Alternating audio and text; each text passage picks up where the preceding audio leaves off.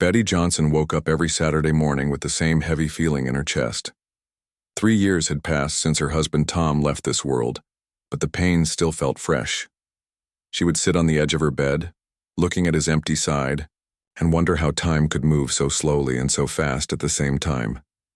The house felt too quiet without Tom's morning routine. No more coffee brewing at 6 sharp, no more humming while he read the newspaper, no more gentle kiss on her forehead. Before he headed to the garage to tinker with his old tools, Betty had tried to fill the silence with television shows and radio programs, but nothing could replace the comfort of having someone who truly knew her. At 67, Betty had discovered that grief wasn't something you got over. It was something you learned to carry, and every Saturday she carried it with her to Peaceful Valley Cemetery, where Tom rested under a simple gray headstone they had picked out together during his final weeks. She had started these visits just days after the funeral. At first, she came because she didn't know what else to do with herself. The house felt like a museum of memories, and staying there all day made her feel like she was drowning in the past. The cemetery, strangely enough, felt more peaceful. There she could talk to Tom without feeling foolish. There she could cry without anyone asking if she was okay. Betty had never been much of a gardener when Tom was alive. He was the one with green thumbs, spending hours in their backyard vegetable patch. But something about tending to his grave felt right. She started bringing small potted flowers, then graduated to actual gardening tools. Soon, she was spending entire mornings kneeling beside his headstone, pulling weeds and planting seasonal flowers. The other regular visitors at the cemetery began to recognize her. There was old Mr. Peterson, who came every Sunday to visit his wife of 52 years. There was the young mother who brought her toddler to place flowers on what Betty assumed was a grandparent's grave. There was the middle-aged man who always carried a thermos of coffee and sat quietly reading a book aloud to someone who could no longer hear him. They all nodded politely to each other, sharing the unspoken understanding that comes with loss. Sometimes Betty wondered about their stories. How long had they been making these visits? Did they talk to their loved ones the way she talked to Tom? Did they feel the same mixture of sadness and peace that she experienced every Saturday morning? This particular October day started differently from the others. Betty woke up earlier than usual around 5:30 and couldn't fall back asleep. The autumn air had turned crisp overnight, and she could hear the wind rattling the old windows of their house. Tom had always promised to fix those windows, but somehow they never got around to it. Now Betty found the sound oddly comforting, like the house was whispering memories. She made herself a cup of coffee and sat at the kitchen table, looking through the window at the maple tree in their backyard. Tom had planted it the year they moved in, back when it was barely taller than Betty herself. Now it towered over the house, its leaves turning brilliant shades of red and gold. She remembered how excited Tom got every fall, taking pictures of the tree and showing them to anyone who would look. By 7 o'clock, Betty was already in her car, driving the familiar 20-minute route to the cemetery. She knew every turn, every pothole, every landmark along the way. There was the old diner where she and Tom used to stop for breakfast on Sundays. There was the antique shop where Tom found the vintage radio he spent months restoring. There was the small church where they had renewed their wedding vows on their 40th anniversary. The cemetery gates were open, as they always were by sunrise. Betty parked in her usual spot under the old oak tree and gathered her supplies from the trunk. She had developed quite a collection over the years: a small folding stool for her knees, a watering can, pruning shears, a hand cultivator, and a soft brush for cleaning the headstone. She also always brought fresh flowers, usually whatever was in season at the local market. Walking through the cemetery in the early morning felt like entering a different world. The air was still and quiet, broken only by the occasional bird song or the distant sound of traffic. The morning dew made everything look fresh and clean, like nature was giving the world a gentle bath before the day began. Tom's grave was located in the older section of the cemetery, under a cluster of mature trees that provided nice shade during the summer months. Betty had grown to love this spot. It felt peaceful and private, yet close enough to the main path that she never felt completely isolated. As she approached Tom's headstone, Betty began her usual one-sided conversation. "Good morning, honey," she said softly, setting down her supplies. "I woke up early today, couldn't stop thinking about that maple tree. Remember how proud you were when it finally grew taller than the fence?" She knelt down and began her weekly routine, starting with the headstone itself. Betty had discovered that keeping the gray granite clean required patience and the right technique. She used a soft brush and plain water, gently scrubbing away dirt and weather stains. Tom's name, dates, and the simple inscription, "Beloved husband and friend," needed to stay clear and readable. "I saw Mrs. Henderson at the grocery store yesterday," Betty continued, working methodically. "She asked about you again. I think she still expects to see you in the hardware store, looking at nuts and bolts for hours." She smiled at the memory. Tom could spend an entire afternoon in the hardware store, examining every tool and gadget like he was planning to build something extraordinary. The flowers from the previous week were still in decent shape, but Betty replaced them anyway. Fresh yellow chrysanthemums seemed perfect for the season. As she arranged them in the small vase built into the headstone, she noticed something she hadn't seen before. The groundskeepers at Peaceful Valley Cemetery had always done excellent work, keeping the grass trimmed and the pathways clear. But lately, Betty had noticed some areas looking a bit neglected. Budget cuts, probably. Several graves in Tom's section had weeds growing around the edges, and some of the older headstones needed attention. Betty didn't mind doing a little extra work. In fact, she had started bringing extra supplies to tidy up the area around Tom's grave. It felt like being a good neighbor, something Tom would have appreciated. He was always the type to help without being asked, whether it was shoveling a neighbor's driveway or fixing someone's fence. As she worked, Betty found herself thinking about the changes in her life since Tom's passing. The first year had been the hardest, filled with paperwork and decisions she never expected to make alone. The second year brought a different kind of sadness, a deep understanding that Tom really wasn't coming back. Now in the third year, she was discovering a strange new version of herself. She had learned to change light bulbs and unclog drains. She had figured out how to use the riding lawnmower and even replaced a broken faucet with help from a YouTube video. Tom would have been proud, and probably a little surprised. He had always been the handy one in their marriage, while Betty handled the cooking and social arrangements. The morning was getting warmer as the sun climbed higher in the sky. Betty could hear more activity in the cemetery now, other visitors arriving, maintenance workers starting their day, the occasional car driving slowly along the winding roads. But in her little corner under the trees, she felt peaceful and focused. She was pulling weeds from around the base of Tom's headstone when something unusual caught her eye. Betty stopped pulling weeds and sat back on her heels, staring at the ground near Tom's headstone.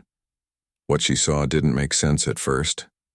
About 2 feet away from where she always knelt, right next to the spot where she usually placed her gardening tools, there was something that definitely hadn't been there last week. It looked like a small dip in the earth, maybe the size of a dinner plate. Betty's first thought was that it might be from the recent heavy rains they'd had. October had been unusually wet, and she knew that sometimes water could cause the soil to settle or shift around older graves. But as she looked closer, something felt off about it. Betty had been coming to this same spot every Saturday for 3 years. She knew every inch of ground around Tom's grave better than she knew her own backyard. She knew where the tree roots came close to the surface, where the sprinkler system sometimes left puddles, and where the ground was always a little softer because of the shade. This depression was in a spot she was absolutely certain had been perfectly normal just 7 days ago. She leaned forward and brushed some loose dirt away from the edge with her hand. The soil felt different here, not packed down like the rest of the cemetery grounds, but loose and crumbly, almost like someone had been digging and then tried to cover it back up. But that didn't make sense either. Who would be digging around? Tom's grave? And why? Betty looked around the cemetery to see if anyone else was nearby. The morning was still quiet, with just a few other visitors scattered throughout the grounds. Nobody seemed to be paying any attention to her.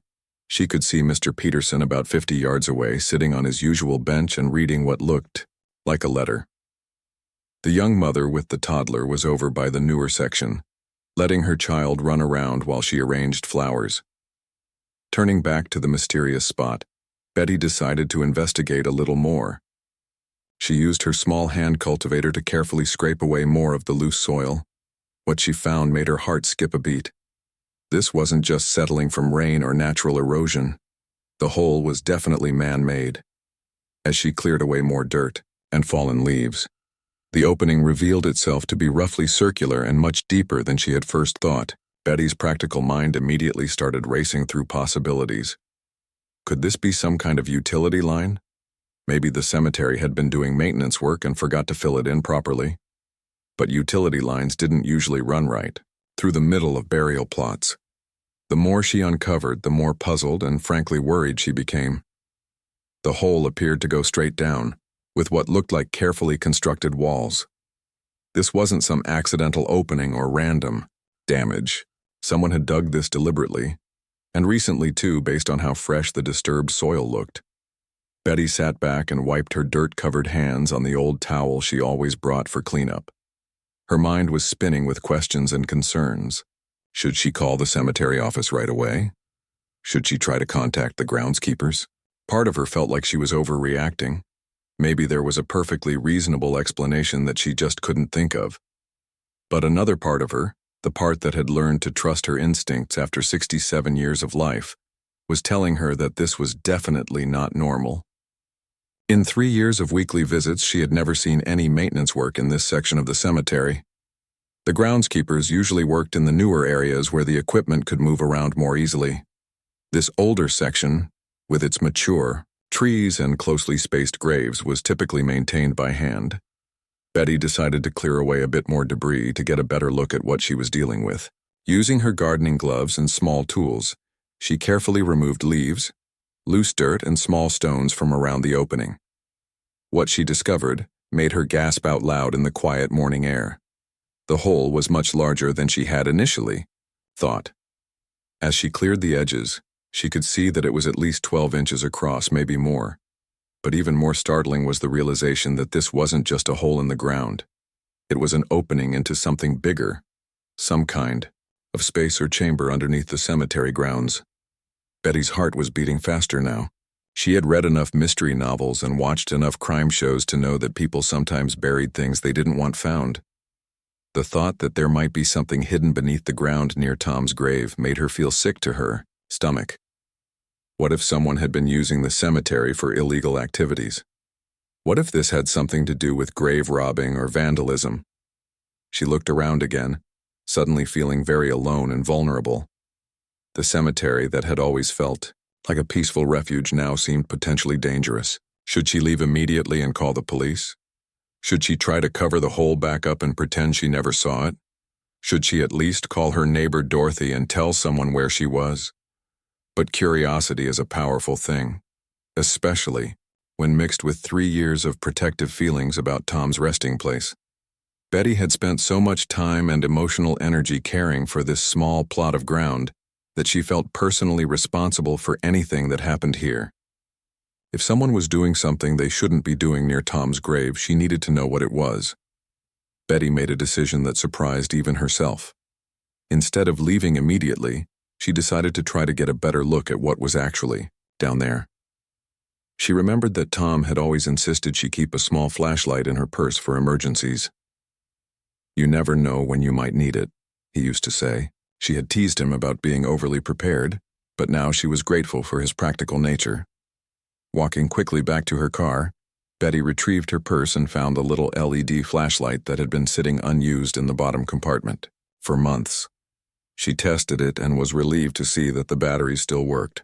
The beam was small but bright enough to illuminate whatever was down in that mysterious opening. Back at the gravesite, Betty knelt down beside the hole and took a deep breath. Her hands were shaking slightly as she positioned herself to look down into the opening. She had no idea what she might see, and part of her was terrified of what she might find. But she had come this far, and Tom had always said that knowledge was better than ignorance, even when the truth was uncomfortable. Betty turned on the flashlight and directed the beam down into the hole. What she saw in that first moment of illumination made her sit back abruptly, her mouth falling open in complete shock. This was definitely not what she had expected to find on a quiet Saturday morning visit to her husband's grave. The light revealed that the opening led into what was clearly a constructed space, some kind of underground room or chamber.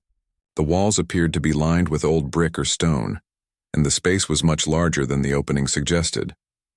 But most incredible of all were the objects she could make out in the dim light below. There were boxes down there, wooden crates, and metal containers arranged carefully along the walls of the underground space. Some appeared to be wrapped in old cloth or canvas, while others looked like they might be sealed containers of some kind. Betty could see what looked like papers or documents and possibly other items that had been deliberately stored and hidden away. Her mind reeled as she tried to process what she was seeing. This wasn't just a hole in the ground. It was a deliberate hiding place, constructed with care and filled with items that someone had obviously wanted to keep secret and safe. Betty sat frozen beside the hole, her flashlight beam still shining down into the underground chamber. Her heart was pounding so hard she could hear it in her ears. This was definitely not something she had been prepared for during her quiet, Saturday morning visit to Tom's grave. The smart thing to do would be to call the police right away. Betty knew that. But something about the way those boxes and containers were arranged down there made her pause. They weren't just thrown in randomly like someone trying to hide stolen goods. Everything looked carefully placed, almost respectfully stored. And the chamber itself, those weren't rough dirt walls. Someone had taken time and effort to build this space properly. Betty turned off the flashlight and sat back, trying to think clearly. She looked around the cemetery again. It was getting later in the morning now, and she could see more visitors arriving. A young couple was walking hand in hand toward the newer section. An elderly woman was slowly making her way along one of the paved paths with a walker. Everything looked so normal and peaceful, which made the secret chamber beneath her feet seem even more unreal. She thought about Tom and what he would do in this situation. He had always been the cautious one in their marriage, the one who read instruction manuals and followed proper procedures. But he was also curious about everything, especially anything that seemed out of the ordinary. He would have wanted to know more before involving authorities, she was sure of that. Betty made a decision that even surprised herself. Instead of leaving to call for help, she decided to try to get a closer look at what was actually stored in that chamber. Maybe if she could figure out what those items were, she would have a better idea of what she was dealing with and who she should contact. The opening was too small for her to climb through, and even if it had been bigger, Betty wasn't about to lower herself into an underground space at her age. But she might be able to reach some of the items if she was careful. She remembered seeing a ball of garden twine in her supply bag, something she used for tying up plants and marking areas in her own yard. Betty retrieved the twine in her small purse. If she could lower her purse down into the chamber, she might be able to use it to hook or scoop up one of the smaller items. It wasn't the most elegant plan, but it might work without damaging anything or putting herself in danger. She tied one end of the twine securely to her purse handle and tested the knot. Tom had taught her to tie proper knots years ago when they went camping together. A good knot can save your life, he used to say, probably never imagining that his widow would be using that skill to investigate a mysterious underground chamber. Betty positioned herself as comfortably as possible beside the opening and slowly lowered her purse into the chamber. The flashlight, held in her other hand, illuminated the space enough for her to see what she was doing. The purse swung gently as it descended, and Betty had to be careful not to knock into the walls or disturb anything unnecessarily. The chamber was deeper than it had looked from above, maybe 6 or 7 feet down. When her purse finally reached the bottom, Betty could see that the space was actually quite large, extending in several directions beyond what the small opening revealed. Someone had clearly put considerable effort into constructing this hidden room. Betty maneuvered her purse toward one of the wooden boxes that sat near the center of the chamber. It was smaller than some of the others and looked like something she might be able to lift. Using the purse strap and some careful movements, she managed to hook the box and slowly raise it toward the opening. Her hands were shaking with excitement and nervousness as she pulled the box up into the daylight. It was heavier than she had expected, but not too heavy for her to handle. The wood was old but well preserved, and there were no obvious markings or labels on the outside. The box was held closed with a simple metal clasp that looked like it hadn't been opened in many years. Betty set the box carefully on the ground beside her and took a moment to catch her breath. She was really doing this, investigating a mysterious, underground chamber like some kind of amateur detective. Tom would probably be both proud and worried if he could see her now. She looked around the cemetery one more time to make sure no one was watching her. Mr. Peterson had moved to a different section, and the young mother with her child was nowhere to be seen. Betty felt relatively safe to continue her investigation, at least for a few more minutes.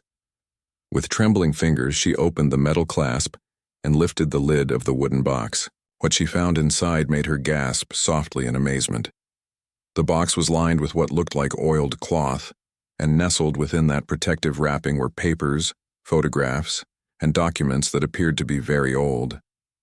Betty carefully lifted out some of the papers, handling them as gently as possible. The documents were yellowed with age but remarkably well preserved thanks to the protective wrapping and the dry environment of the underground chamber. As she examined them more closely, she realized these weren't just random old papers. They were official-looking documents with dates, signatures, and what appeared to be government stamps or seals. The photographs were equally intriguing. Black and white images of people in clothing that looked like it was from the 1940s. Some showed groups of men and women in what appeared to be meeting situations. Others showed individuals, including several that had writing on the back in faded ink. Betty squinted at the handwriting, trying to make out the words. One photograph particularly caught her attention. It showed a group of about 10 people standing in front of what looked like a local building she recognized. The writing on the back was clearer than some of the others, and she could make out a date. June 1943. That was more than 80 years. Ago, right in the middle of World War II.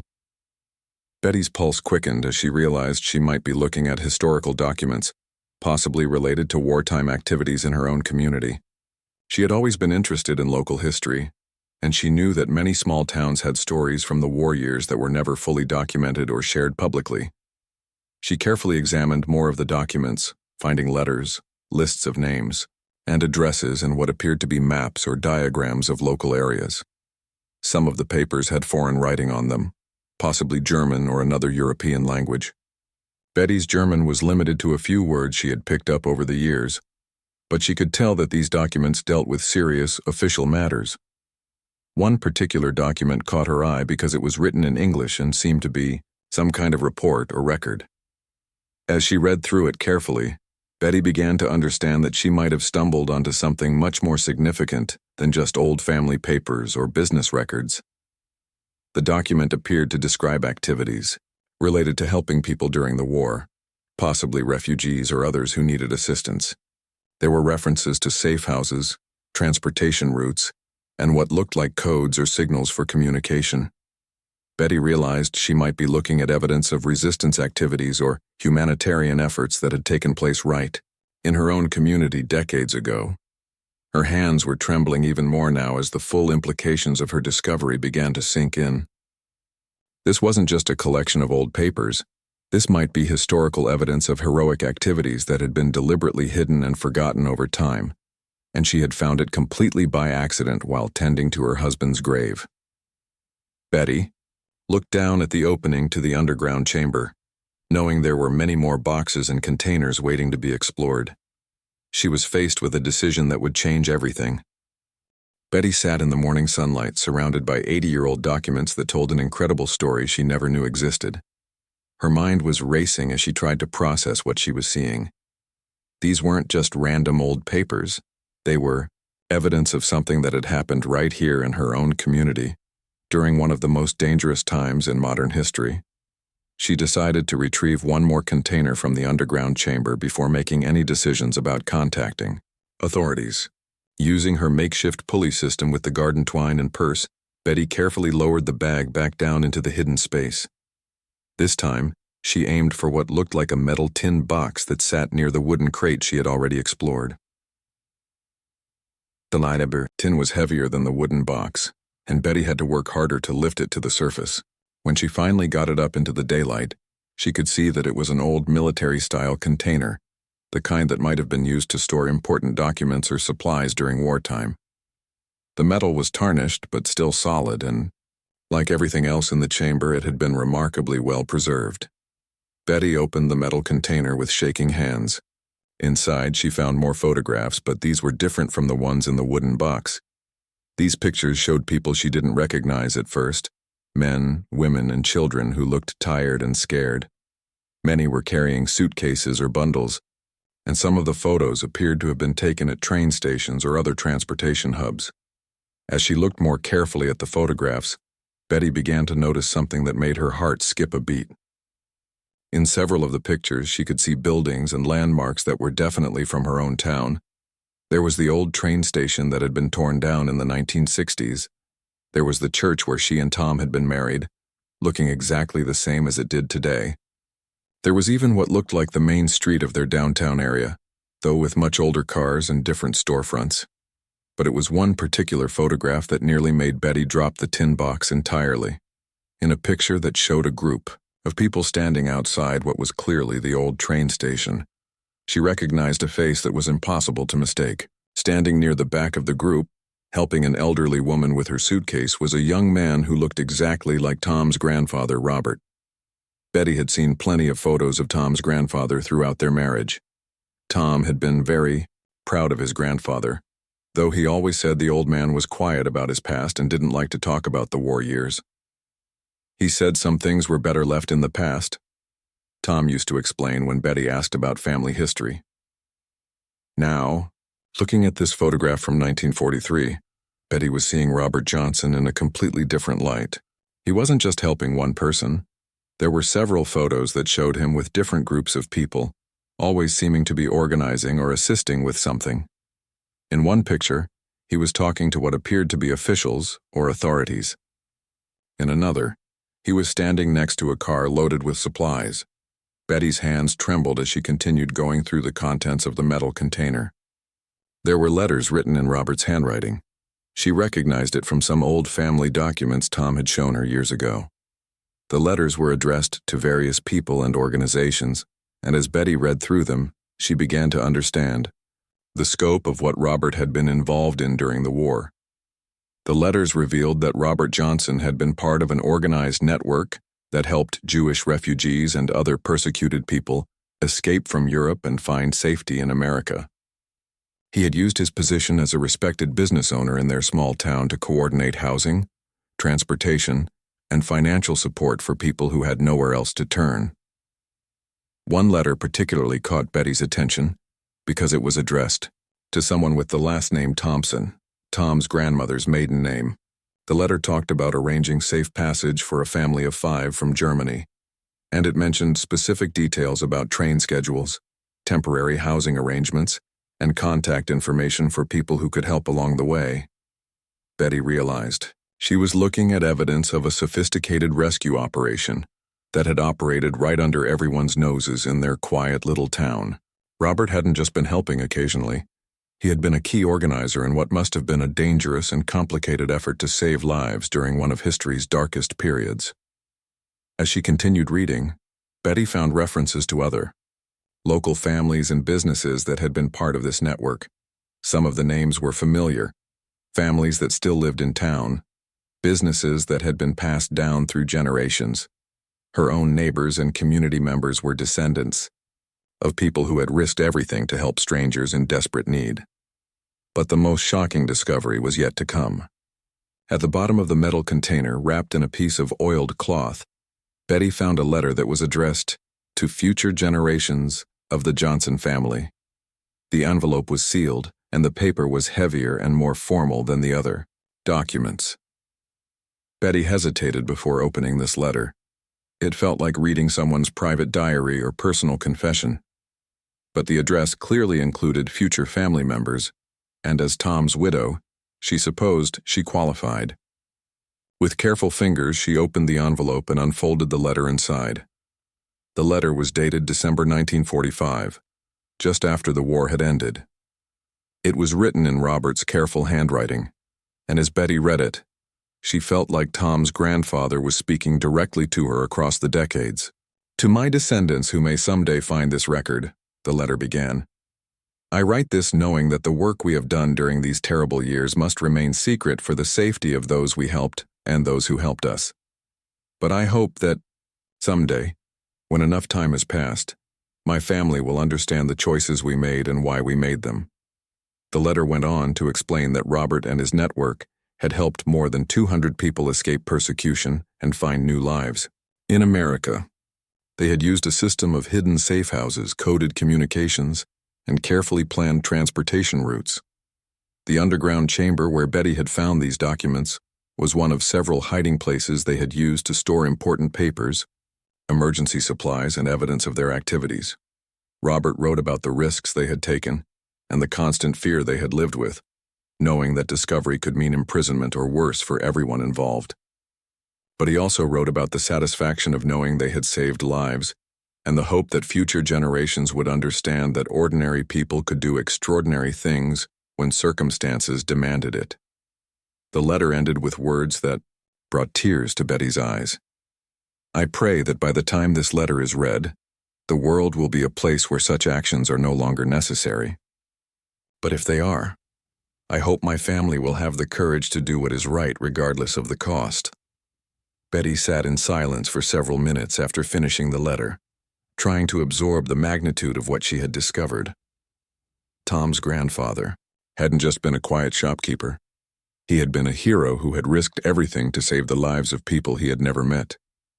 And Tom had never known any of this incredible family history. Looking down at the opening to the underground chamber, Betty realized there were probably many more stories waiting to be discovered in the remaining boxes and containers. She had accidentally stumbled upon a hidden chapter of local history that deserved to be told and remembered. But she also understood why Robert had hidden these records so carefully. Even now, decades later, there might be people who would be affected by the revelation of these wartime activities. Betty knew she needed to handle this discovery with the same care and wisdom that Robert had shown all those years ago. Betty sat beside Tom's grave holding Robert's letter, feeling like her entire understanding of the world had shifted in the space of a single morning. The man she had known only as Tom's quiet grandfather, who ran a small hardware store and rarely talked about the past, had been secretly saving lives during the most dangerous time in modern history. And Tom had never known any of it. The weight of this discovery was overwhelming. Betty felt honored to have found these records, but she also felt a tremendous responsibility. What should she do with this information? Who should she tell? How could she make sure these stories were preserved and honored without putting anyone at risk, even after all these years? She carefully placed Robert's letter back in its protective wrapping and looked at all the documents spread around her, on the cemetery grass. These weren't just historical artifacts. They were proof of incredible courage and compassion that had been deliberately hidden away and forgotten. Betty knew she couldn't just put everything back in the underground chamber and pretend she had never found it. But she also understood why Robert had been so careful about keeping these activities secret. Even now, in 2025, there might be families who didn't know about their ancestors' involvement in wartime rescue efforts. There might be people who were saved by this network who were still alive and had never talked about their experiences. Betty needed to handle this discovery with wisdom and care. She decided to start by contacting the local historical society. Betty had volunteered there occasionally over the years, helping with their annual fundraising events and community history projects. The director, Mrs. Patterson, was a retired librarian who specialized in local World War II history. If anyone would know how to handle this discovery properly, it would be her. Betty carefully repacked the documents and photographs in their original containers, making sure everything was protected just as Robert had left it. She took several pictures with her phone of the underground chamber and some of the most important documents, being careful not to damage anything in the process. Then she used her garden tools to temporarily cover the opening, making sure it looked undisturbed to casual observers. The drive home from the cemetery felt different than any of her previous Saturday morning trips. Instead of the usual quiet sadness that accompanied her visits with Tom, Betty felt energized and purposeful. She had work to do, important work that would honor both Tom's grandfather and all the people who had been helped by his network. At home, Betty called Mrs. Patterson and explained that she had made an important historical discovery that needed expert attention. She was careful not to give too many details over the phone, but she conveyed the seriousness of what she had found. Mrs. Patterson agreed to meet her that afternoon at the Historical Society building. When Betty arrived at the Historical Society, with her photographs and a few of the less fragile documents, Mrs. Patterson's eyes widened as she saw what Betty had discovered. "My goodness," she whispered, examining one of the photographs through a magnifying glass. "I've been researching wartime activities in this area for 20 years, and I've always suspected there was more going on than what appeared in the official records." Mrs. Patterson explained that there had been rumors and family stories for decades about local people helping refugees during the war, but no one had ever found concrete evidence. Many of the people involved had died without ever talking about their activities, and their children and grandchildren often knew only bits and pieces of the story. "What you found here could fill in missing pieces of history for dozens of families," Mrs. Patterson said, carefully examining Robert's letter. "This is exactly the kind of documentation that historians dream of finding. These people were heroes, and their stories deserve to be told." Over the next several weeks, Betty worked with Mrs. Patterson and a team of historians and archivists to carefully excavate and document everything in the underground chamber. They discovered that Robert's network had been even more extensive than Betty had initially realized. The chamber contained records of activities that had continued for several years after the war ended, helping displaced persons find permanent homes and reunite with family members.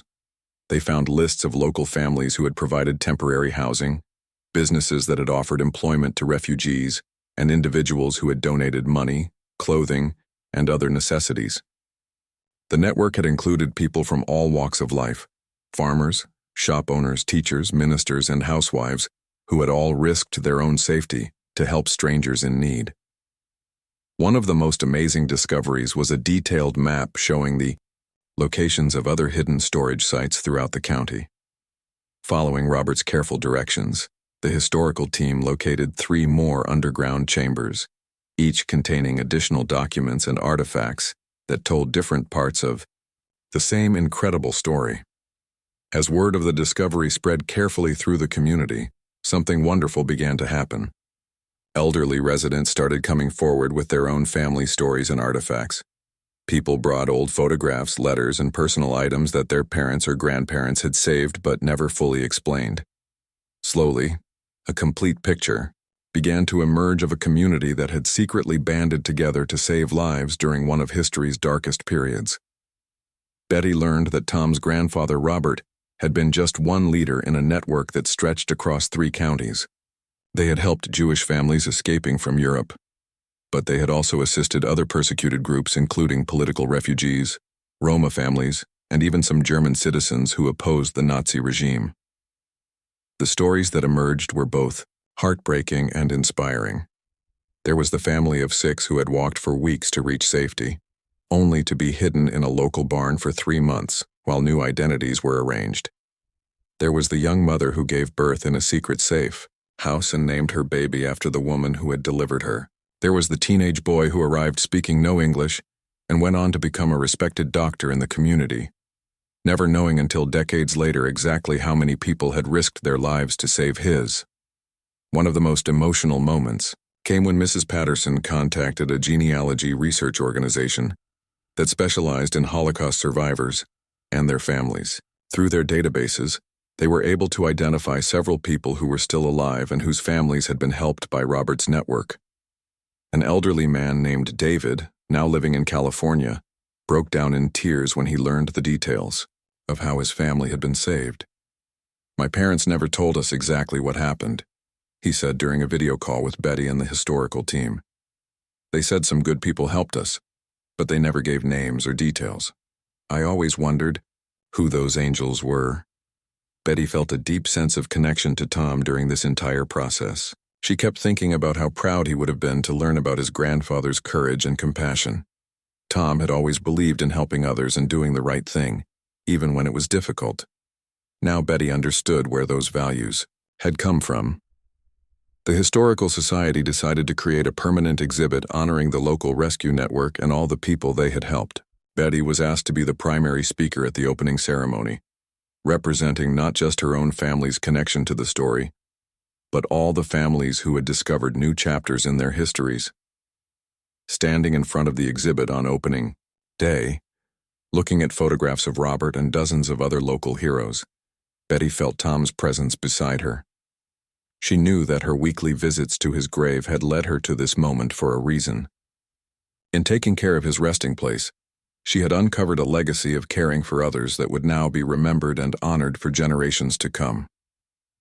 The underground chamber was eventually sealed and marked with a historical plaque, but its contents lived on in the stories, photographs, and documents that were now preserved for future generations. Betty continued her Saturday visits to Tom's grave, but now she brought flowers not just for him, but in honor of his grandfather Robert and all the brave people who had proven that ordinary citizens could do extraordinary things when love and courage called them to action.